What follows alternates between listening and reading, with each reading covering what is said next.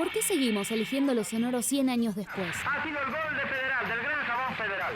¿Por qué a los argentinos y a las argentinas nos divierte tanto la radio? Tenemos que venir a aplaudir acá para comer. ¿Cómo cambiaron nuestras conversaciones con el surgimiento y la expansión de Internet? Nuestra próxima dirección en el ciberespacio Rock and Pop es... ¿A dónde pueden llegar nuestras voces?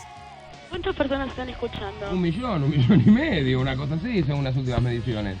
¿Cómo será el futuro de la radio? ¿Cómo sería un viaje sin música?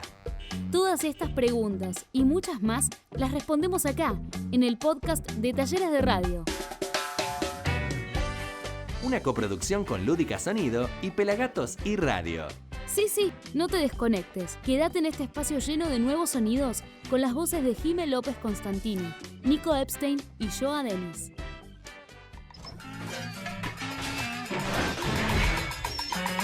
Lo que me gusta de la radio es su creatividad. La radio me gusta porque sirve para informarles a los demás qué está pasando en el mundo, qué pasó o qué va a pasar. La música, eso me gusta de la radio. Y lo que mal no se escucha, creo que es la canción que estaba en la radio. Creo que si mal no recuerdo, esa fue la primera canción que escuché en la radio. La de Ricky Martin, Vente para acá, aunque a mí no me gusta, a mi mamá sí le gusta.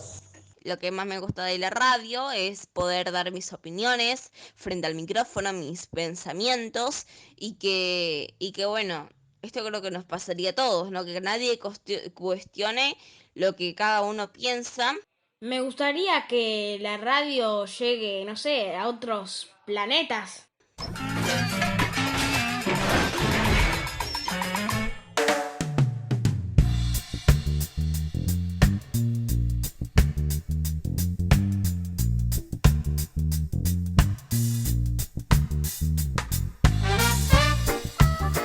Bienvenidos y bienvenidas a un nuevo episodio de este podcast de Talleres de Radio, donde vamos a estar explorando en esta oportunidad las infancias y cómo han sido invisibilizadas a lo largo de los años en el medio radiofónico propiamente, como actoras y como también consumidoras de contenidos en el medio radiofónico. Nos vamos a estar preguntando cosas como cómo aparecen las voces de los niños y las niñas en la radio, de qué manera a lo largo de tiempo y en la programación de las diferentes radios de nuestro país.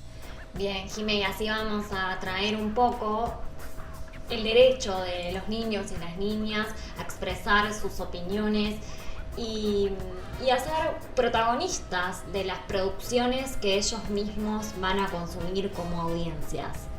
Perfecto, Joa, Jime, ¿cómo andan? También vamos a estar hablando de los adolescentes, ¿no? Estos que ya no son niños, pero que sí lo fueron, y si fueron invisibilizados desde el principio, probablemente cuando se transformen en adolescentes, resulta que también siguen sin tener su espacio, sin tener su sonido.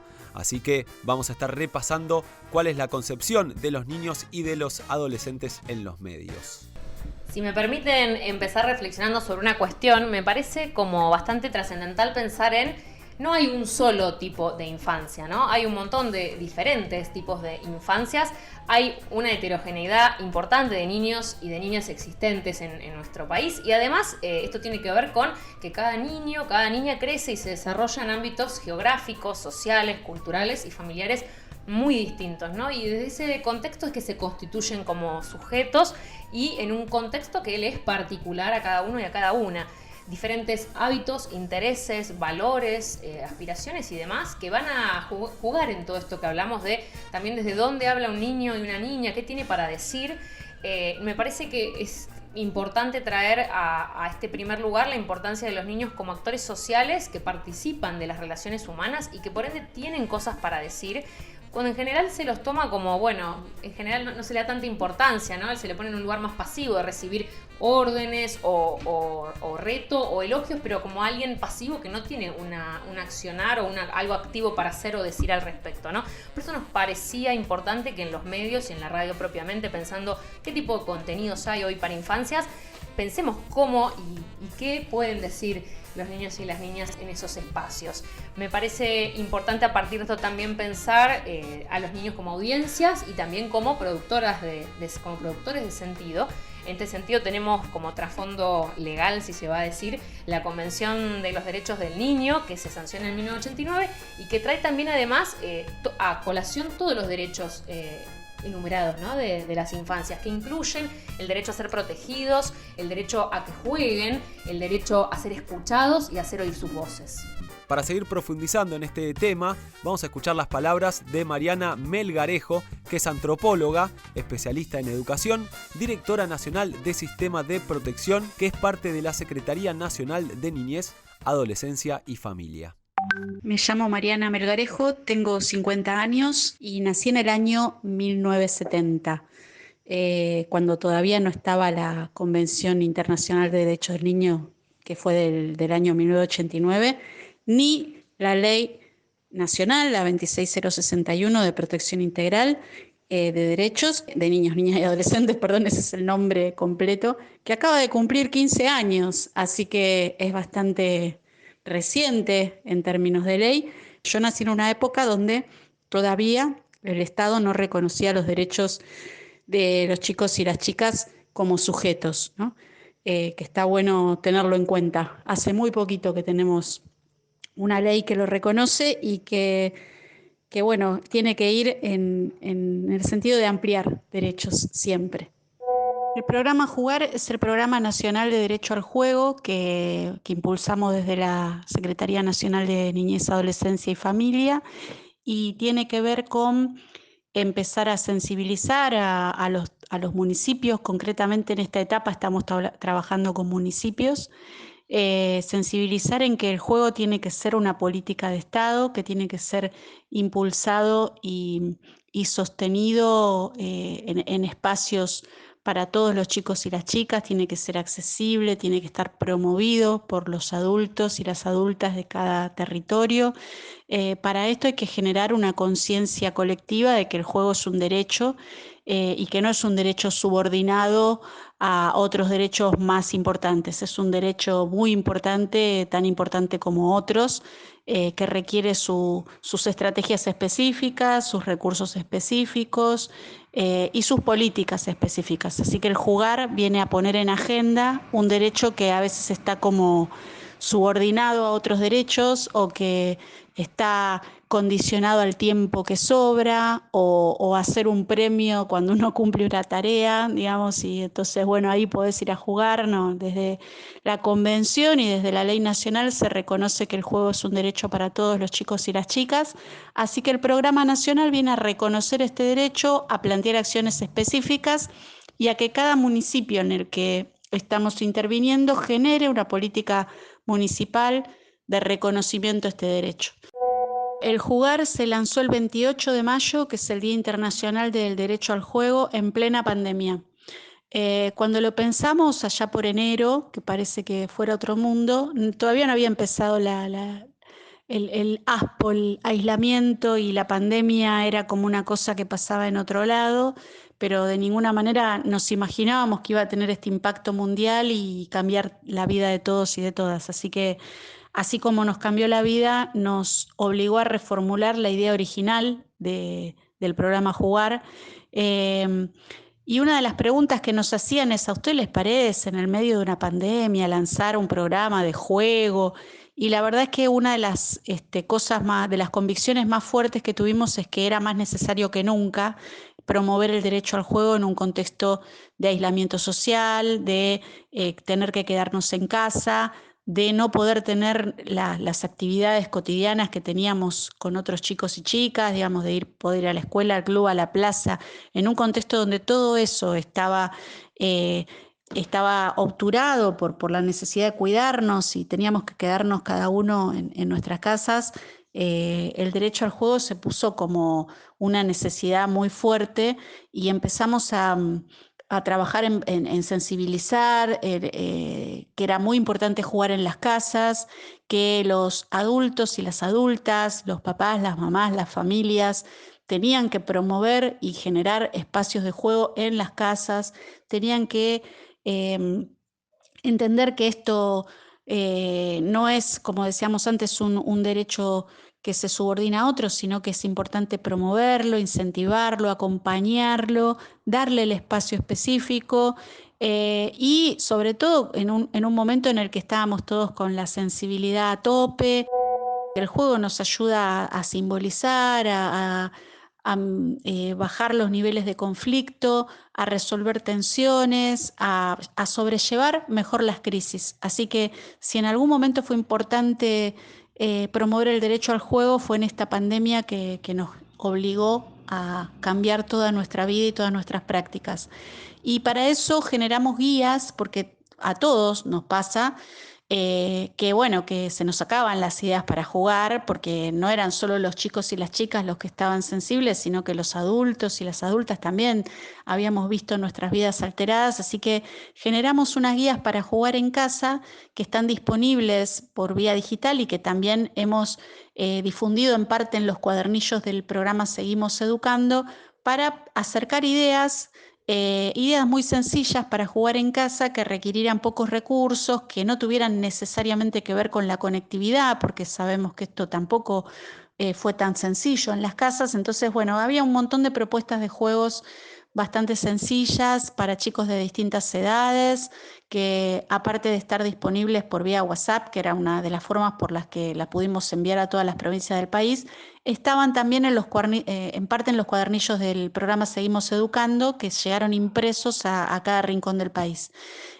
También tuvimos la oportunidad de generar videos para poder acompañar musicalmente y con algunas propuestas recreativas. Así que tuvimos un arduo trabajo durante la pandemia y todavía tenemos en relación a promover el derecho al juego en contextos digitales, promover el derecho al juego en contextos de aislamiento, y nos parece que esto debería instalar nuevas prácticas adentro de las casas, adentro de los hogares, adentro de los dispositivos convivenciales donde chicos y chicas viven, no necesariamente con sus padres o sus familias, sino cuidados y protegidos por otros adultos. Así que fue muy importante para nosotros este desafío. Yo creo que la infancia, cuando yo era chica, en mi recuerdo actual está romantizada. Me parece que no hay infancia mejor que la actual hasta la que viene. Siempre la infancia más linda y mejor es la que está por venir. No creo en la idea de que la infancia del pasado fue mejor que la actual. La verdad que no. Era una infancia con menos derechos, con menos reconocimiento, con menos voz, con menos participación. Me parece que la infancia actual es mejor en todos sentidos. Son mejores los chicos y las chicas, tienen más posibilidades de ser niños y ser niñas, y fundamentalmente están reconocidos en su calidad de sujeto de derecho. Los medios, las redes sobre todo, que son espacios que los chicos utilizan para realizar sus prácticas de manera muy habitual, ya podríamos decir que habitan los medios en gran medida, en tanto podemos interpretarlos como territorios, ¿no? Territorios de comunicación, de producción de mensajes, de producción de símbolos, de valores. Me parece que tendrían que incorporar más también la posibilidad de chicos y chicas participando en esos espacios.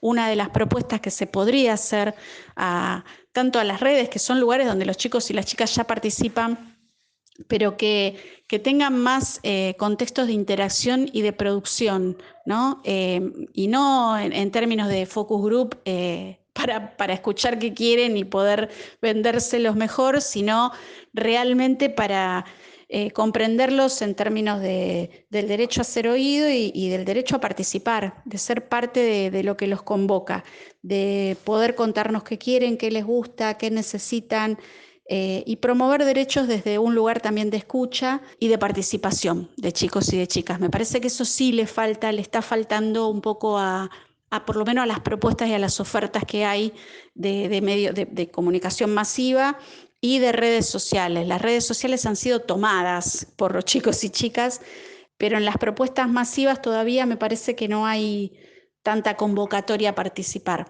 Tal vez es un desafío a futuro.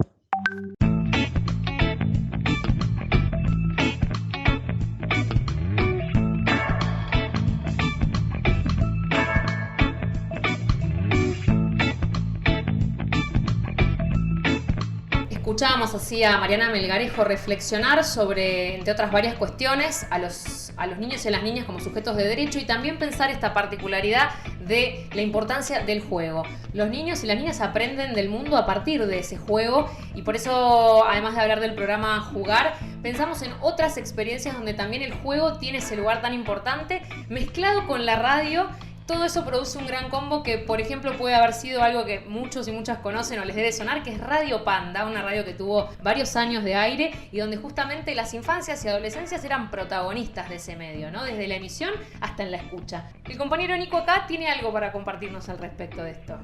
Sí, Jime, yo tuve la linda experiencia de formar parte de Radio Panda, al menos en el final. Estuve en el último año de Radio Panda y yo no era un niño, pero era un adolescente, bueno, ya un joven adulto casi, porque estaba en mi primer año de la carrera de locución, tenía 17 años, y para mí fue combinar las dos cosas, digamos, mi profesión, pero siempre a través del juego. O sea, lo que se sentía cuando uno entraba a Radio Panda era mucha gente linda que quería que los niños tuvieran su espacio. Ahora vamos a escuchar la voz de Juancito, que estuvo desde los inicios, ¿no? Que vivió su infancia dentro de Radio Panda, pero yo quería compartir que para mí era una linda combinación de profesionalidad y de juego, esto que vos venías mencionando, ¿no?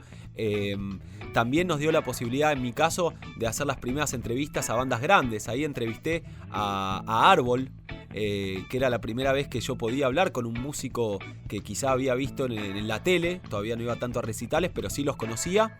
Después a Caramelo Santo, que es otra banda que no tenía nada que ver con Radio Panda. Pero bueno, para mí fue eso, fue jugar a estar en los medios, así como hablamos de experiencias como Cablín, que es la llegada de los niños a los medios. Radio Panda fue algo que marcó un antes y un después en todo el mundo, porque fue la primera radio para los niños en todo el mundo y después se fue replicando este modelo en todo el mundo. Así que de verdad fue un hito en la historia de la radio. Y ahora, si les parece, vamos a escuchar a Juancito, que como les decía, se crió y creció con Radio Panda. Hola, soy Juani, participé en Radio Panda cuando era chico haciendo programas y micros informativos y es el día de hoy que sigo en este hermoso mundo de la radio como productor y diseñador. Volviendo a lo que fue la radio, para mí fue un refugio, un lugar de juego, de contención. Lo hermoso de Panda fue que no había ninguna barrera, todos éramos bienvenidos y no había distinciones de clase ni nada por el estilo. Fue y es un grupo hermoso y puro y hoy seguimos en contacto y eso que pasaron más de 15 años desde que terminó esa etapa. ¿Cómo era nuestra infancia? Y para mí era todo más analógico. Crecimos sin internet, crecimos sin celulares, nos veíamos más las caras. Por ejemplo, yo jugaba con los chicos del barrio, jugábamos, no sé, a la bolita, pateamos la pelota, jugábamos a las escondidas, al yo-yo, al tiki-taka, lo que estuviera de moda en esa época, y era todo más físico. Hoy en día es todo muchísimo más digital. Y también siento que la inocencia se perdía más tarde, por esto del acceso al conocimiento y de las redes y todo lo que hoy se vive. Me acuerdo que en Panda siempre tratábamos de fomentar el conocimiento y los buenos valores a través de juegos, a través de relatos, y apoyábamos a los chicos y chicas en todas las etapas de la infancia sin ningún tipo de distinción. Hoy, por ejemplo, todos están más avispados, tienen a su alcance muchísimo más conocimiento que en nuestra época, pero eso también es un arma de doble filo, porque si bien la tecnología los potencia, el uso excesivo puede traer problemas a largo plazo. Y algo que me asombra de esta época es ver cómo se generaron distintos movimientos mundiales contra el cambio climático, por ejemplo, desde el reclamo constante de chicos y chicas. Tenemos a Greta Thunberg, que es la piedra angular de todo este movimiento y recién cumplió 17 años.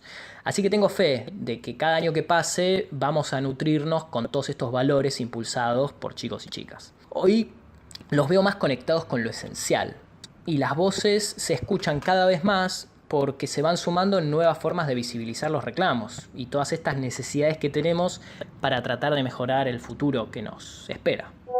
Creo que es fundamental escuchar a los chicos y a las chicas de esta época y de todas las épocas, porque a esta edad casi siempre viven en una realidad menos complicada que la nuestra y eso les permite imaginar, les permite crear desde un lugar más puro, empiezan a comprender las cosas desde este lugar, sin todas las porquerías que vamos absorbiendo a medida que vamos llegando a la adultez. Por eso siempre remarco que los padres podían dejar a sus hijos escuchando Radio Panda sin la preocupación de que absorbieran contenido politizado, contenido sesgado o con finalidades que no eran las correctas para esa edad.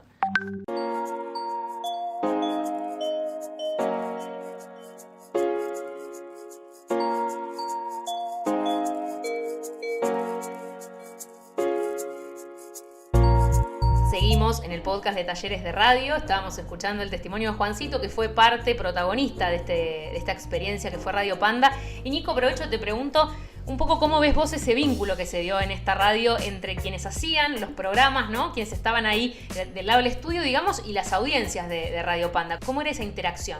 Eran amigos que se juntaban con otros amigos que estaban del otro lado para jugar. O sea, la parte técnica, las operadoras eran como creadoras de circos y de juegos y de competencias. Eran como animadoras que incitaban y ayudaban a que los chicos o adolescentes que estábamos dentro del estudio jugáramos a través del sonido y la imaginación con otros chicos que estaban en su casa. Entonces, de verdad, era una interacción, era darle ese espacio al juego. Lo loco es que quizás la cuestión comercial era difícil sostener porque las empresas querían que comprara sus productos, no que los chicos jueguen, todo lo contrario. Ahora las empresas no quieren que los chicos jueguen, sino que estén más enfocados en otra cosa. Por eso, de alguna manera, se fue cayendo ese proyecto y lo triste es que todavía no se pueda sostener algo tan importante como eso. Así que ojalá que vuelva algún proyecto así para que todos los chicos de estas nuevas generaciones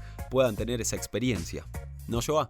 Sí, la verdad que está buenísimo la experiencia que hubo de Radio Panda y como ustedes bien decían, en la historia marca un antes y un después porque los niños y las niñas son los protagonistas de los medios en ese espacio y es un poco corrernos de esta palabra o este concepto que no sé si habrán escuchado, del adultocentrismo, ¿no? O sea, los contenidos que actualmente vemos están muy enfocados desde la mirada del adulto hacia los niños y el lugar de producción un poco siempre está ligado a los adultos. Entonces, bueno, quizás entrar en nuevos paradigmas tenga que ver con eso, con que las voces de las infancias sean representadas también desde el lado de la producción de contenido.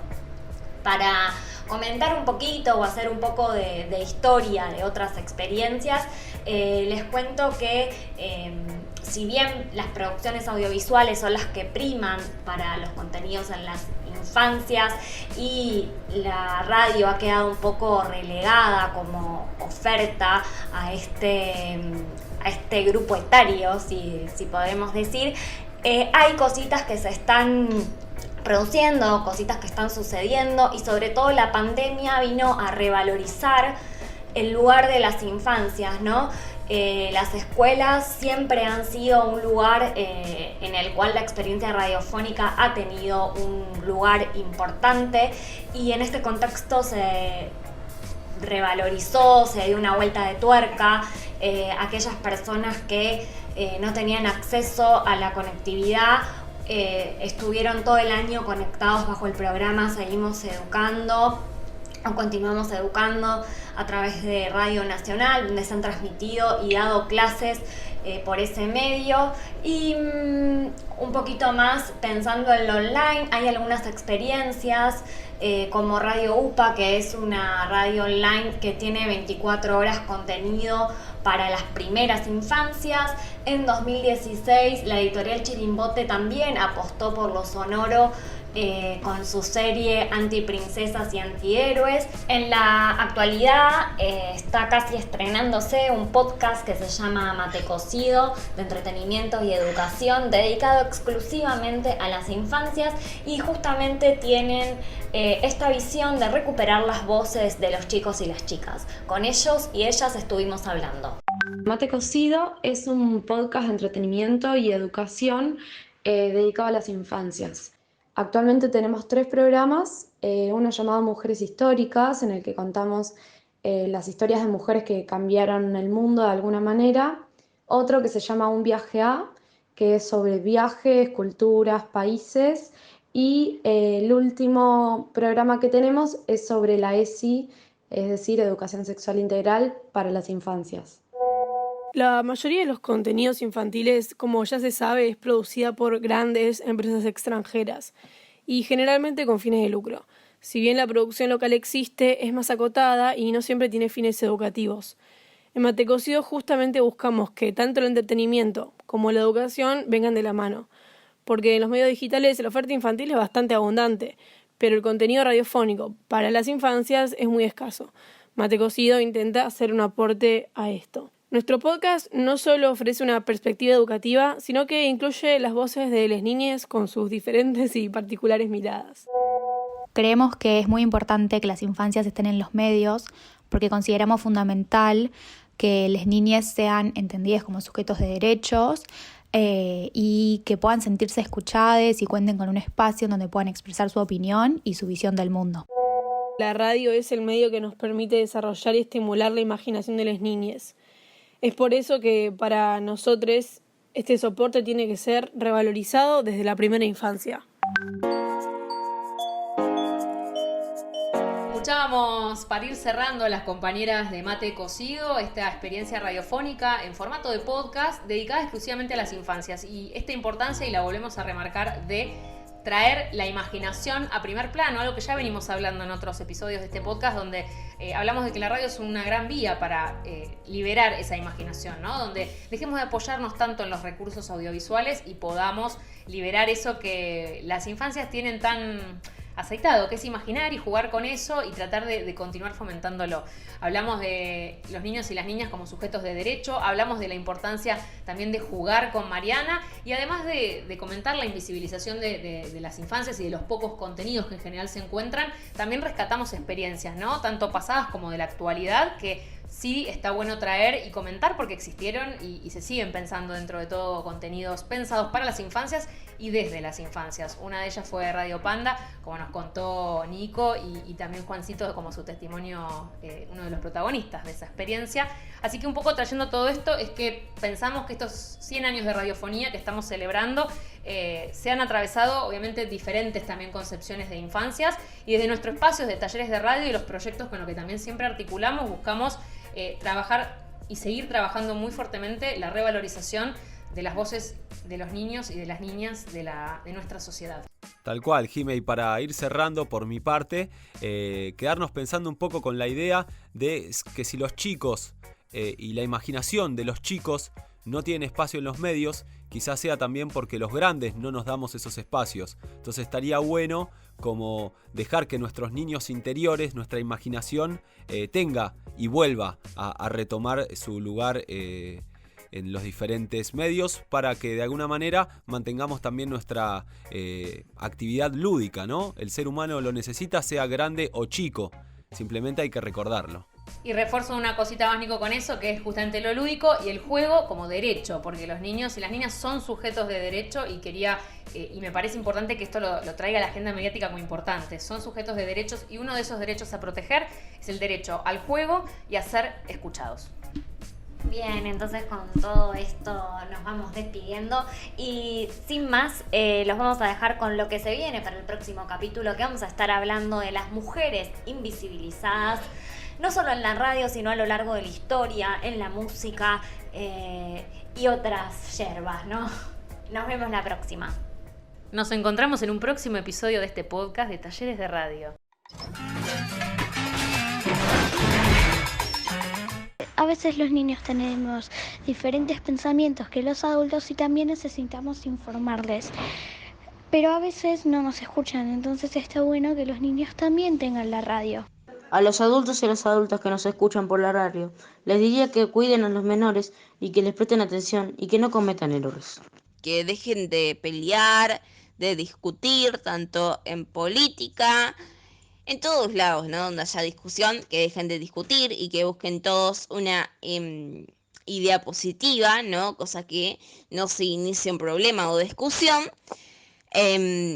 Y bueno, yo eso diría, y creo que es muy importante esto, porque en todos lados está pasando esto de discutir, armar peleas entre los adultos y adultas y en todos lados. Entonces, eso es lo que yo les diría por radio a los adultos y adultas. Besos.